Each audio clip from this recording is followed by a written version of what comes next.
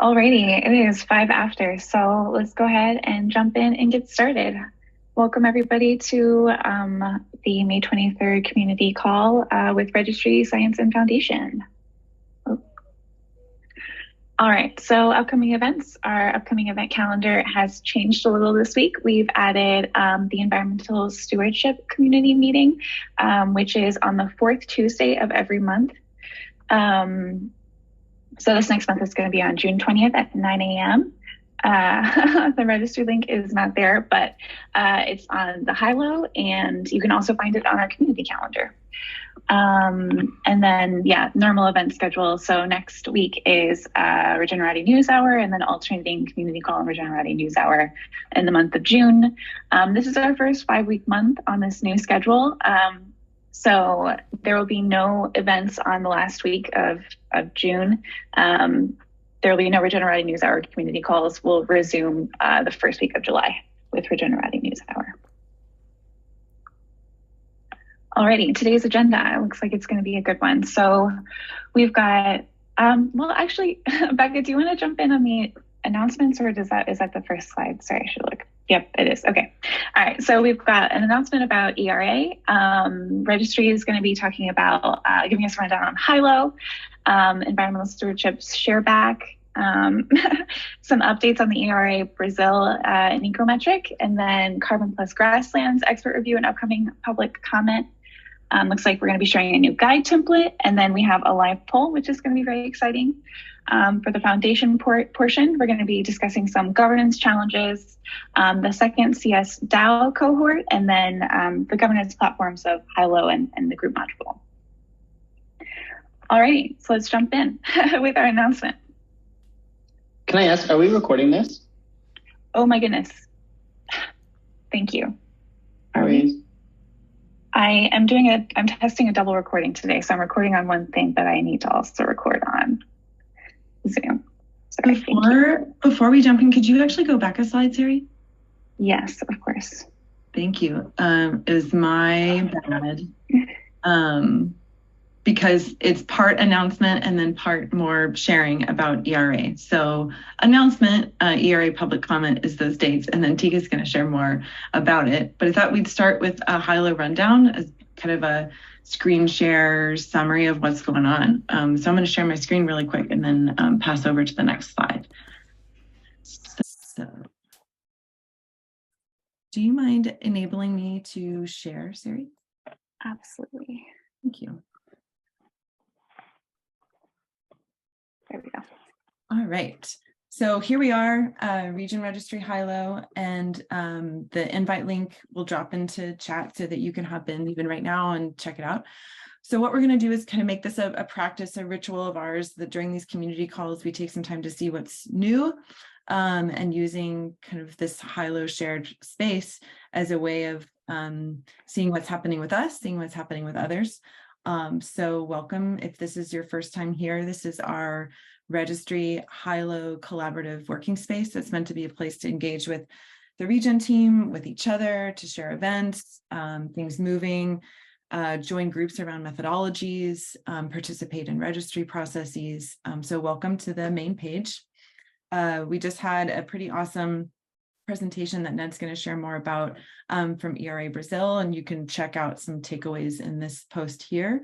And then we've got the ecometric credit class added to the library. So Tika's going to share more about that, but you can kind of find links and all of that and ask questions there.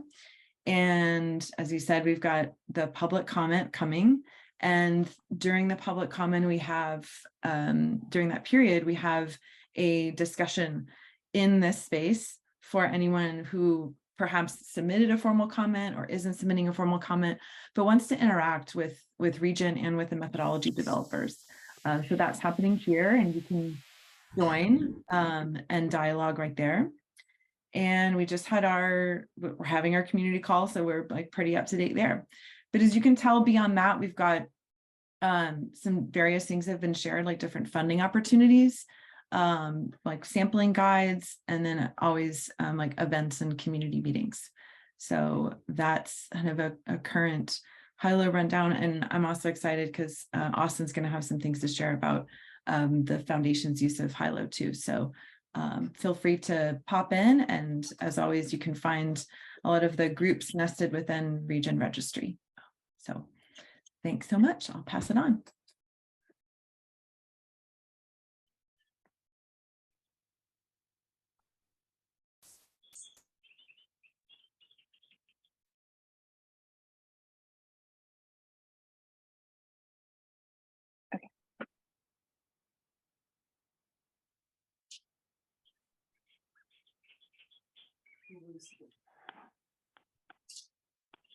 Yeah, so ERA Biodiversity Stewardship Token is going to be posted for public comment. I can put a link where that will happen in the chat there. Starting next week, it'll be open for actually a little bit longer, for a month. And in tandem, it is going to expert review with two reviewers.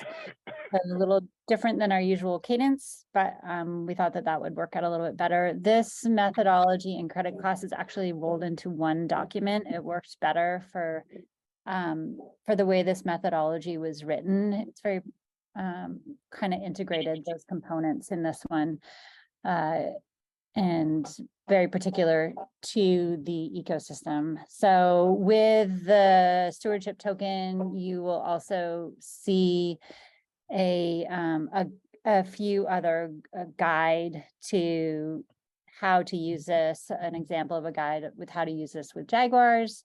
So yeah, check that out next week. And as Becca said, in tandem, there will be the high-low, more open discussion. So the public comment is sort of the more official one, and all of those comments will be recorded, responded to by ERA, and then posted how they were responded to in their documents.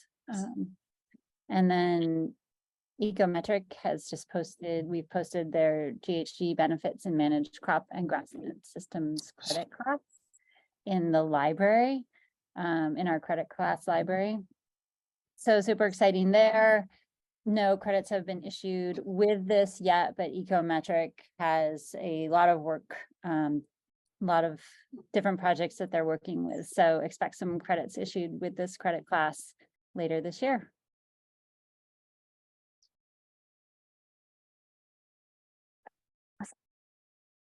Thank you.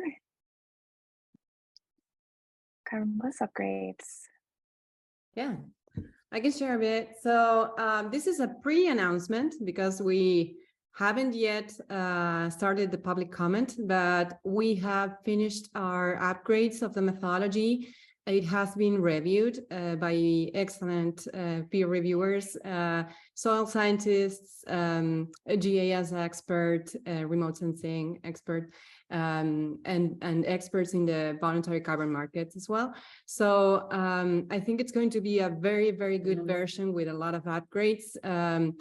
So there I listed a few. We are going to be writing a blog about the specific changes and upgrades. Some of them are going to be about loosening a little bit, like the frequency of sampling, so only requiring a minimum of every 5 years samples in order to be more flexible for those that maybe don't have the budget to do frequent sampling. But we will be sharing more in a blog. But also, I wanted to share here in advance because some things that are linked to the discussions that I'm willing to be opening during the public comment are not only tied to this methodology. So as you know, this methodology has been our in-house methodology. We have been putting a lot of thinking on it. And it's an excuse for us to explore all the feelings of a methodology developer, and also a good opportunity to try to balance scientific rigor with feasibility. So some questions and some discussions are going to be around what is a middle ground for people doing the sampling on the ground and scientific rigor. There are some discussions around incentivizing innovation that I'm willing to be opening, because we understand that the methodologies are going to be changing. This is a registry that it's open for innovation, and once we have new versions of a methodology, what happens with the projects that are linked to older versions? So there are some discussions and some good questions about when it's a good moment to upgrade a project to a new version of a methodology, and how can we articulate that. So some things along those lines, I will be trying to open the discussions on high-low. And if any of you have discussions that you're willing to open around all this, around data sharing for science, how to incentivize people to share data for to create better methodologies, for instance, and how to better articulate the middle ground between requirements from the scientific side of things and feasibility from the people doing the sampling on the ground. All those questions may be related to most of our methodologies. So just reach out, and yeah, if you have ideas, please share with me. Thank you. I'm leaving my email here.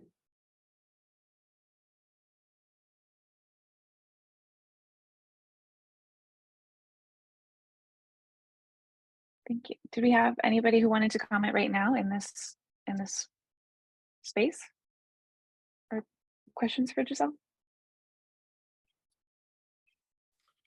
Well, yeah, just say I really love having specific kind of design questions that are getting workshopped with the community as an approach. I think is really great. And I'm curious just about, if we're making explicit invitations to sort of the parties that we want to make sure are sharing opinions about each of these questions, to sort of like bring them in, and who those people might be for each of these questions, because I could imagine different stakeholders being really important. Like maybe it's a different group of people to be workshopping incentive innovation versus feasibility, like honing in on feasibility questions. So just sort of noting that and kind of thinking out loud, how do we make sure to be inviting the right folks to participate at that specific question, which my guess is you all are already thinking about that, but that's what emerged for me as I was looking at this. But it's really exciting to have CarbonPlus upgraded in public comment. So great work. I know it's been a grind to, sort of like really do all of the due process to get this to the next level. So it's really exciting. Good work, Giselle. That's very great. I think those are great questions. Maybe this space is a good opportunity for us to track maybe the emails from people that are willing to be participating in certain topics.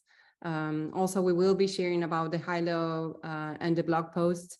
But yeah, I guess some of the questions may worth maybe webinars, specific webinars with specific calls and, emailing specific people and then open it to the community, but just making sure that some key participants are not missing.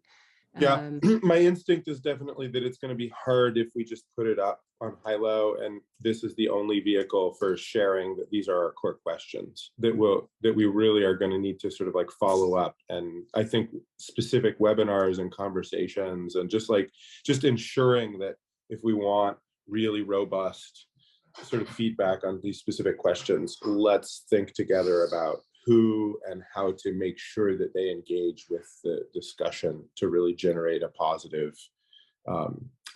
positive mutual understanding about the trade-offs, and then hopefully a synthesis of what makes the most sense.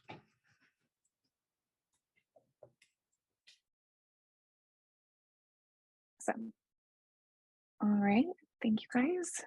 If people have suggestions also, you share ideas about, I don't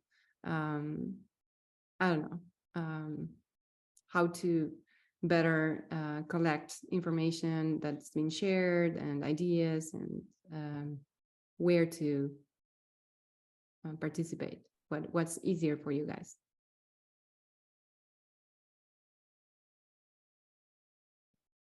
It looks like Yeah. Brenda has a question before we move on. Yeah. Hello, everyone. Good afternoon, good night, good morning. We've been developing also like this kind of methodology that we are sharing with Regen and trying to bring together some of our ideas and also get some of the Regen ideas, adapt our ideas. And I have to confess, that, it's a lot of things that we do. So sometimes I get a bit lost in the concepts, but I see that like the CarbonPlus is bringing new elements, new ways to, to engage the projects and things like this. And from what I saw, like first, like the idea that we are trying to come up. So we are launching this token next week, which is going to be a small batch of NFTs, like 100 NFTs. We are just planning to do it OpenSea. It's just going to be a tentative from our side to present something in a more practical way. So like we have been developing these papers, but there is also always this gap, right? Like elaboration, execution, and we want to try a bit of execution. And like what we are like deciding as like our main data, like we have been saying, would be like pictures, on ground pictures by the selected projects that we're gonna, try to collect some data in this first round. So like we selected projects that already have credibility, that have been around for a while. So in this way, we trust them. So they're gonna be making like photos. They're gonna plant some things in agroforest system, and they're gonna make a form with everything they have planted, and they're gonna try to prove by picture, so and video. So if they have a video, is a plus. If they can only picture, that's good. If the picture is good. So like I also think that maybe like some what would be required for something like this is some kind of technology to verify images, like with AI now, right? Everything can happen, but we still think like that's kind of a good way to start with them, so they can give information on what they're doing. And what we're gonna try, after we do these first tentatives, in a way to create more legitimacy for the method. So like trying to follow some of the Regen guidelines and other methodologies that are there. We would like to try to, to transform into carbon some other elements, like not just planting trees, but if you're planting like short cycle plants also. And yeah, like that's the idea. We want to try to see if it works. And yeah, it would be cool to see how your upgrades are going. So also like for the it was also suggested in the last call for sampling of the soil. So we also adopted this, we're gonna adopt this for the first round, also soil analysis. I think it's a good element, also because most of farmers already do it. So it wouldn't be a lot to ask that. And yeah, it's gonna be exciting. And I hope that also after we present this proposal, that we can discuss and try to bring it together with the other elaborations also. So just adding these comments to the meeting. Thanks, guys. Thank you, Breno. Fantastic. I don't have a new version of the methodology to share because it has not been retrieved to us after the reviewers, but if you want to take a look, I can give you a copy. No problem. Also, so you are up to date. Okay, we ready for next slide? Yeah, I think we're ready. Awesome. So if anyone has been on this community call before, you know that we've been working really hard on the registry guide. And I popped the link into chat to the whole guide. And the chapters that we've most recently been working on have been around credit class development and project like development and registration processes, along with templates and all of that. So a lot of that has been built out. We're continuing to work on new chapters around credit issuance, really the full life cycle of a credit. And one of those is around project marketing and project story. And so if you go in to the guide under project development on the sidebar, you'll see project registration and then project marketing.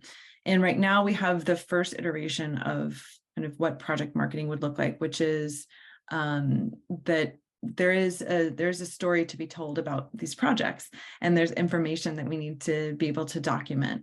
And so the template is the project story, and we've been working with the ecosystem team around what's needed and how do we pull all of the richness of this work out from the science, out from the methodology, and into things that can be used for lookbooks and the project pages, and really putting a lot of imagery and description around the work. So you can go on to the guide now and check out the project story template. There's a downloadable version, and you can preview it and see what would be required of a project at this stage. So it's after going through methodology and credit class development, and you're reaching kind of those end moments, and you would be coming up with this content. And then you can imagine, here is an example of a project page. You can imagine how that would be used. As always, we want to be able to co-develop the guide as much as possible. And so we invite you, if you have any feedback, input, questions, to hop into this specific group in Hilo. It's dedicated to guide discussion. So all are welcome to offer feedback and input there in that group. So look forward to a lot of the projects that we're going to talk about today, and we'll continue to talk about. This is the work that they do. So we can all get excited about that work landing in project pages in the marketplace here in the next stretch. And I think that's it for registry. We're going to do a live poll question, but we can do it at the end after foundation. I think that would be great. Pass the baton. Oh, sure. Foundation, you ready, Austin? Hi, everyone. Can you hear me? Cool. Nice to see you all. This is my second time doing the foundation presentation at this community call. So I still feel like I'm a little bit like in introduction mode and sort of like trying to capture and convey at a higher level of magnification a lot of things that are happening to date. So this presentation, rather than unlike last time, I'm going to present a fewer number of things with more specificity, and I'm going to try to treat this as an opportunity to share some of the documents that are actively being circulated and discussed within the foundation, and like spell them out to this community so that you don't have to go digging through different resources to like get a sense of what's salient and what's moving for us. And also just try to give a snapshot of what's alive and happening. Will Zoll and Nina Jane, both core members of the Regen Foundation, are at a CoFi event on collaborative finance at the Commons Hub in Austria. And it's supported and primarily through informal systems around liquidity conserving and mutual credit systems, local monetary policies. And we're doing like a deep dive into what like community currencies, local exchange trading systems, and decentralized exchange trading systems look like, and how they're owned and governed, which is very much within the wheelhouse of the foundation's perspective within the larger network. Can you go forward? Also, some updates. The latest recipient of an endowment transfer is Smart Agro. And I'm going to give just like a quick set of slides from their work. This is from their recent deck. And their approach is to work within regenerative farming within Cambodia to transition towards no-till and cover crops for large volume, like large square footage farms in Cambodia. So you can step forward again. Their approach is to do cover crops and no-till and develop that through training and support with direct local communities so that they are actively participating in the rituals and practices of transitioning towards regenerative agriculture, primarily through rice, but I know there's a number of other different crops. You can go forward again. And so Smart Agro is developing this through a number of different demo sites in different provenances. And we see this shared project of methodology development, as well as active participation in governance and ownership of the larger region network and the region ledger as like the kind of perfect case for like a community staking DAO. And primarily one of the main people we're working with is Mark Eberly, who's based in Cambodia and in Germany.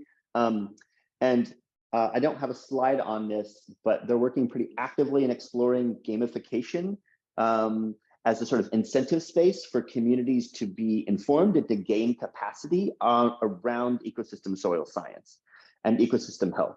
So really excited to welcome Smart Agro into the csDAO. And this was an opportunity to introduce them a little bit more thoroughly to those who didn't know their work.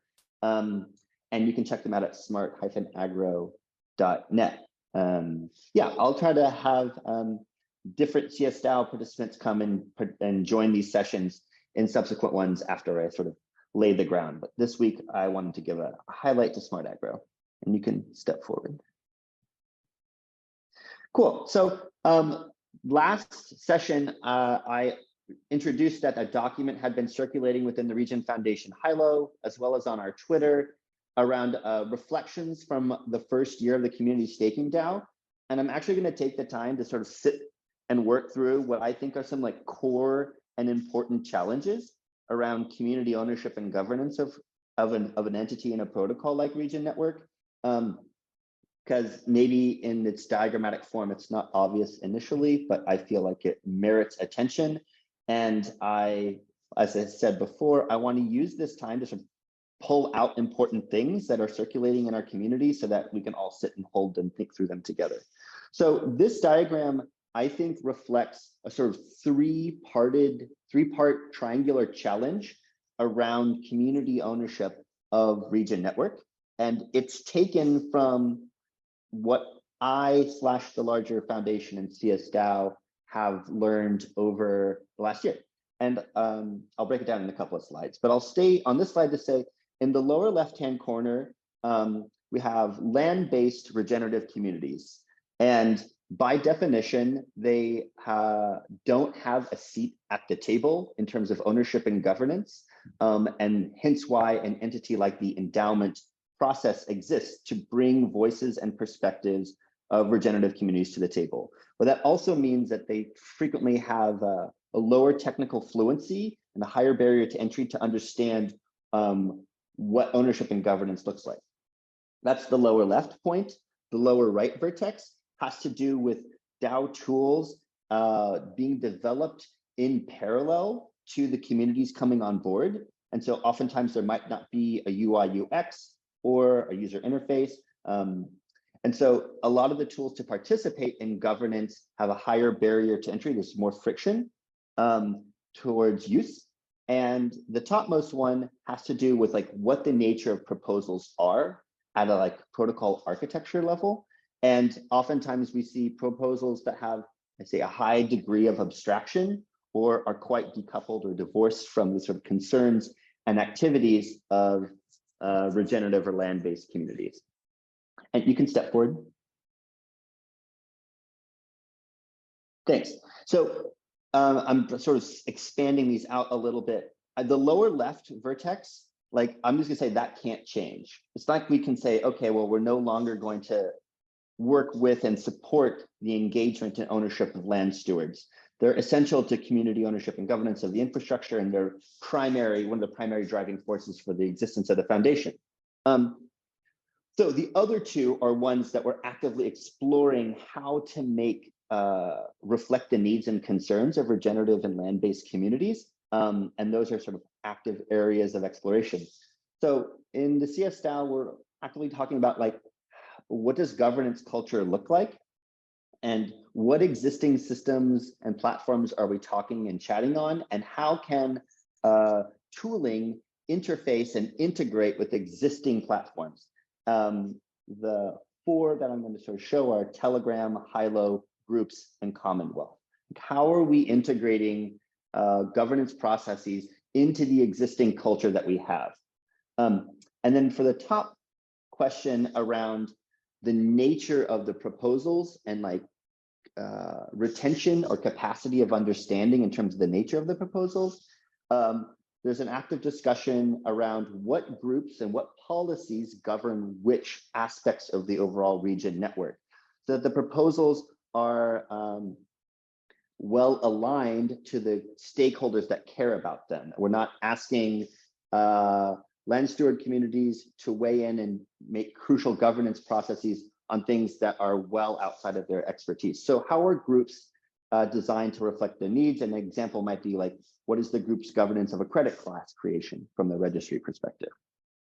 So I unpacked this in more detail in the doc, but I wanted to like surface this three-part challenge because I think it comes up over and over again in the nature of proposal, interface, and demographic that we work with. And this is a really unique and cutting challenge that we're working with. It's also an opportunity. So hopefully that holds together and that was informative.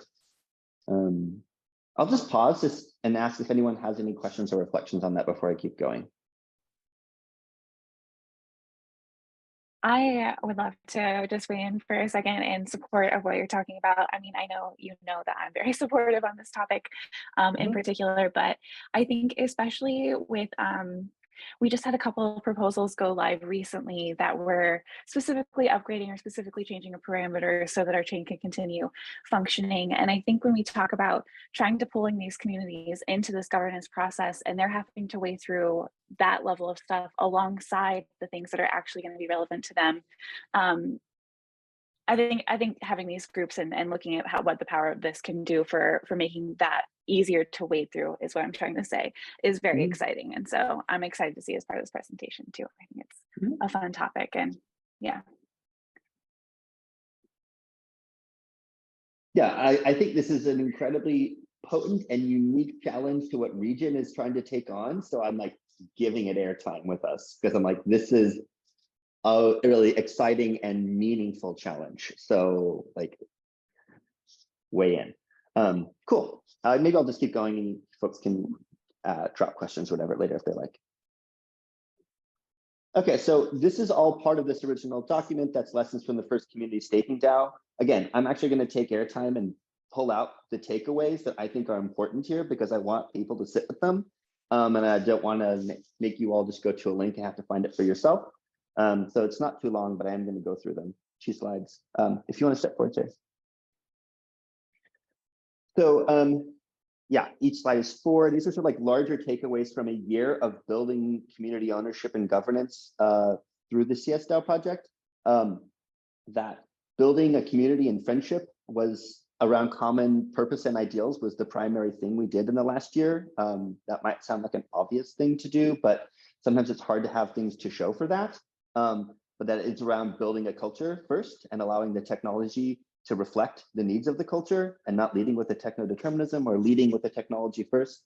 And so I think that csDAO has created its own unique culture and like has a good vibe, has a vibe more broadly that we're like exploring what technical systems can be reflecting those concerns, but also really actively talking about endowing the entire first cohort as an entity, because rather than just a series of individual DAOs, this first entity has been responsible for architecting this larger process to such an extent that it makes sense that they're their own standalone entity, so that the cohort is also a DAO.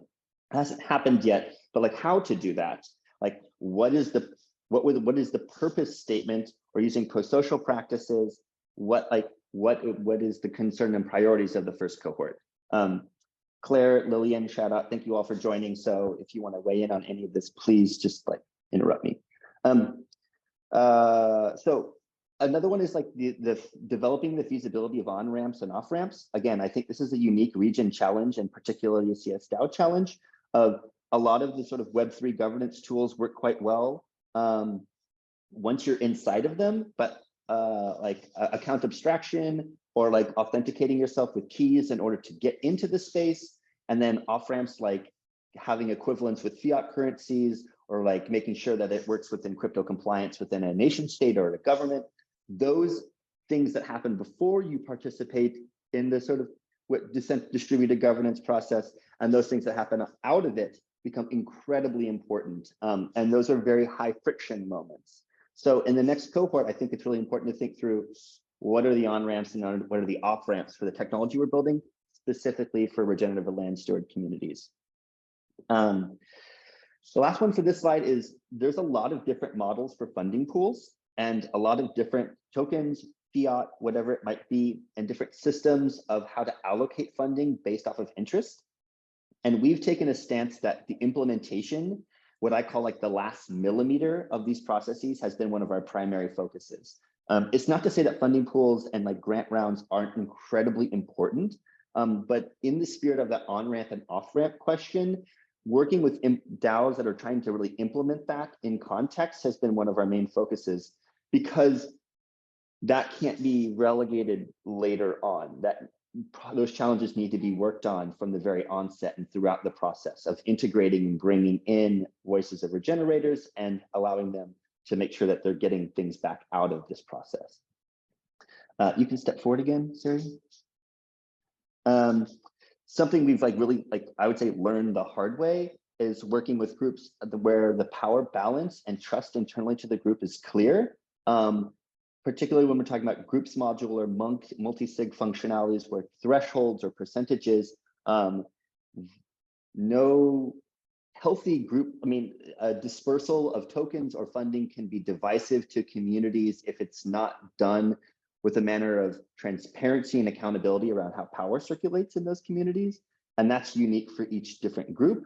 And so how can we take the different power dynamics and ownership structures of different regenerative communities and allow that to be reflected in the technology, whether that be in a group's threshold or percentages, et cetera. And like, what does that look like in terms of the charters that csDAOs sign with the Regen Foundation, so that when agreeing to the endowment, there's a clear formalization around distribution of ownership and weighting of those things? And like, what do the contracts look like that codify that early on, understanding that things are fluid and they're going to change? Should probably speed up a little bit here. We're like emphatic and excited to work across the larger sort of distributed finance space or regenerative finance space. So like, I am excited to learn around what even EVM compatible refi projects are doing, and understanding that if the common purpose is held, that the tech stack and the ecosystem, the technical ecosystem, shouldn't be burdens that we should be, particularly in this market, like building connections across protocols because the purpose is aligned. Also the idea around distributing or dispersing ownership being incremental, so that like, it's not all a lump sum, but incrementally expanding based off of engagement or some other measure, or like just participation more broadly speaking, so that there's a clear incentive structure to like educate and lean in and build capacity around different topics. If it's just a one-off, it can be it runs the risk of being a sort of transactional like jumping off the cliff rather than a relationship which has ownership and governance woven into it. And then lastly, like what is the role of totems and symbolism in relationship to the larger csDAO community? I'm pulling that directly from Carol Sanford's work around like totemic and symbolic practices within community identity. So are there badges? Is there a symbolic culture around affiliation, bioregions, what you offer, what you need? That was me speed running that entire document to the takeaways. Hopefully some of that resonates, or some part of it's like, oh, this is, again, uniquely Regen type of problems that were like kind of at the bleeding edge of wanting to work through. So I think it merits giving them some airtime. Cool. So you step forward again.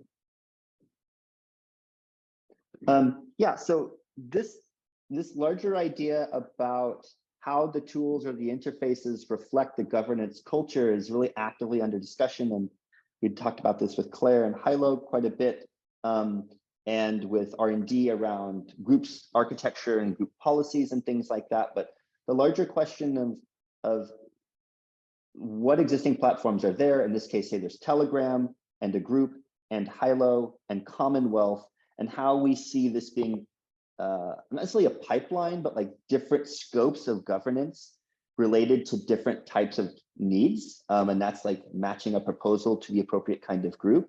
So there's clearly already a kind of process through like socializing and signaling on Commonwealth.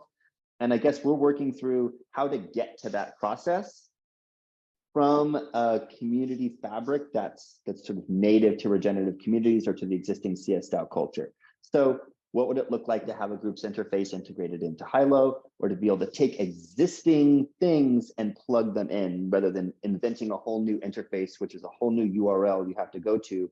Let's wire this stuff all together from the culture. Yeah. Next slide. And I'm not going to say too much about this, but it is taking up a lot of attention, is that recently you might have seen in the New York Times that Ecuador struck a landmark deal to protect the Galapagos in exchange for debt forgiveness, what's called a debt swap. And in alignment with the work that the Regen Foundation has set out to do, we're actively developing allyship with indigenous governance in the Ecuadorian Amazon.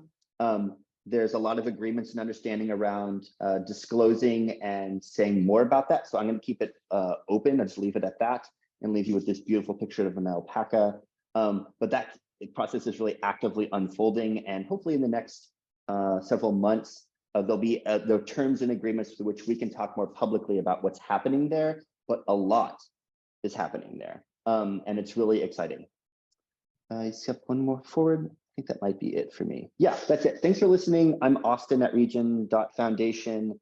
I think in the future, I'll try to invite others in, but hopefully this gives like a double click on what I think is salient and important. Thanks for listening. Thank you. Does anybody have any questions for anything that Austin covered? It was a lot of good stuff. That was awesome. Right on. Lots of thoughts, but just really loved the overview and getting a sense of the learning and thinking and, you know, approach. And it's, you know, it's exciting and useful to just kind of get that context. So thank you. I'm also super looking forward to seeing what community members you pull in future community calls. I'm enjoying this foundation, but I'm excited to see, yeah, to meet people on your side of the community. Yeah, well, maybe a couple of them presently here now would join at a subsequent session to tease apart or to foreground what's motivating and exciting to you. And I'm looking at Claire Politano and Lillian. I don't know if I've ever said your last name, Mavrodara, I believe. If Lillian, you're still here. Yeah, there you are. Yeah, cool. I think this community call is honestly really helpful just for me too, to like get it out and be like, oh, let's let the whole network like know what's moving and shaking in Foundation land. So I'm really stoked for this format. I have a like question connection thing. When I think about the integrating totems and symbolism, I'm thinking about the ecological benefits framework, like looking at the symbols that are used to capture a lot of complexity and wanting to make sure that we're all connecting around that too. Since Regen, we're like heavily involved in that, especially Tika and Ned. Yeah, it's interesting to think about what existing, like lots of different frameworks, the sort of from an ecological perspective, from the like pro-social perspective, from a bioregional perspective, might form a kind of framework around what symbols or totems or NFTs or badges or like ways of signaling quickly your position.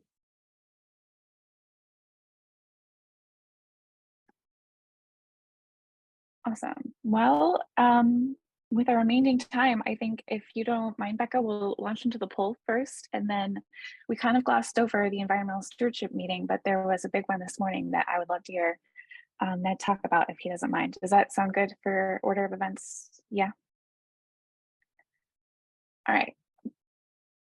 Launching the poll now. Becca, do you want to say anything about it? The only thing I want to say about it is that we're going to continue to have these different practices during our community call. And in an effort to make some more interactive levels, we love to just hear from you all. And this is from even internal team too, if it feels relevant or alive for you, to be able to just pause and answer a question that will give us insight into where you are, what the needs are, what we're missing, just wanting to be able to have more of a loop. So just a ritual. So yeah, take a minute to sit with this question, and then we'll pop to Ned. Thanks, everybody. Should we put some music on in the back? Well, actually, I think I'll lose the screen sharing if I do that. Oh yeah, for sure. Go. You gotta raise your hand, Brenna. Go for it. Yeah, just one thing I forgot to mention, guys. Can I share my screen 1 minute to show? We got to mention Regen Network in the news, the magazine of MIT. So MIT Technology Review from Brazil. They made an article on ReFi. So I will share the link with you. Nice. And they mention Regen Network and eco credits. Yeah, so here they mention Regen Network and eco credits. So just sharing this with you guys.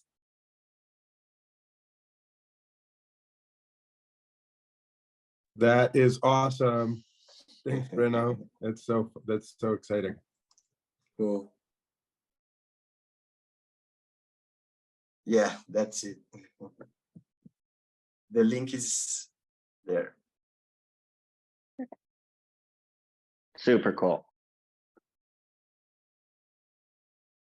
I'll share shared links on Hilo after the meeting as well. Everything from that got shared today, so people can reference it on a more standard place. Fantastic. Is there a place that we're supposed to be doing a poll, or is that going to be happening here? I can't. Sorry, I launched it. I'm not entirely sure what it looks for you guys. Some people have answered. It might be a hiding window, Gregory, behind something else. It should be up.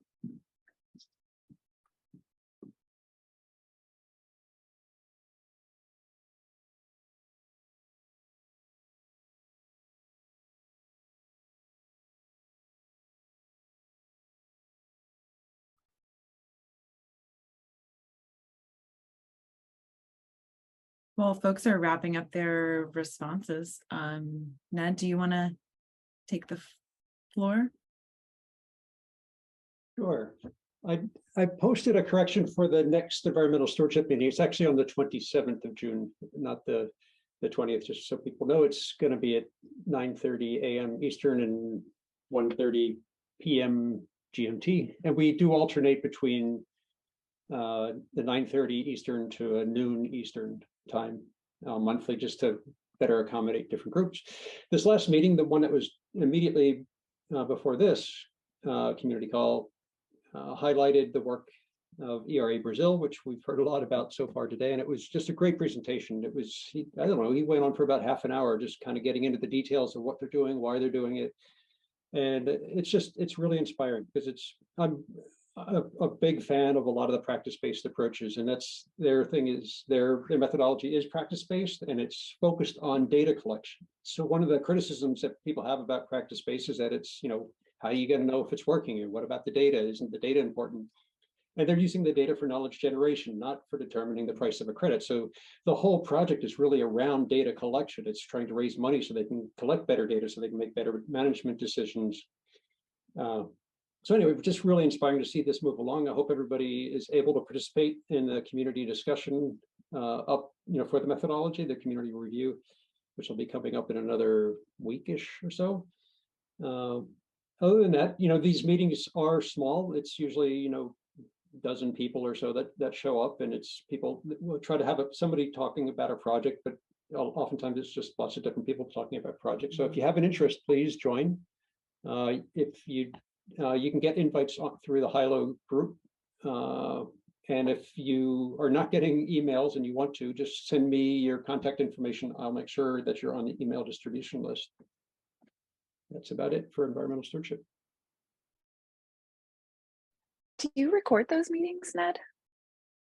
Yes, they are recorded, and I send out the links. I'll post them in Hilo, but they also go out to everybody that's on the email distribution list will get a link to the video. So those are recorded awesome. Every month. Do those recordings end up on YouTube, or just staying on Zoom and sort of like access to them? Where do we save those? So they are on Zoom, and they're often linked through a Notion page, the environmental stewardship Notion page. But they're not on YouTube as far as I'm aware. I don't know if anybody's posting them there, but I'm not aware of them being on YouTube. We should get those on YouTube. I think that's a good idea. I do community call and Regenerating News Hour every week. So Ned, I'll hook up with you and I'll get those on YouTube moving forward. Super, thanks. Awesome. Mm-hmm. Lovely. Well, anybody else, anything you want to add before we say part ways for today? Just to note, for some reason on my iPad, the poll wasn't working. So I just threw my answer in the chat if it's useful, if you want to grab that. And sorry, it's not in not in the form. That probably makes it much easier. But yeah, I really love these calls. So thanks everybody for contributing. It's really great. Want to make sure everybody knows that they're welcome. May 30th, ERA public comment opens up. So it's a great time to just explore the methodology. And if you want to comment, join the discussion, all options there. So all are welcome. Awesome. Well, thank you guys so much. And you have a lovely rest of your day.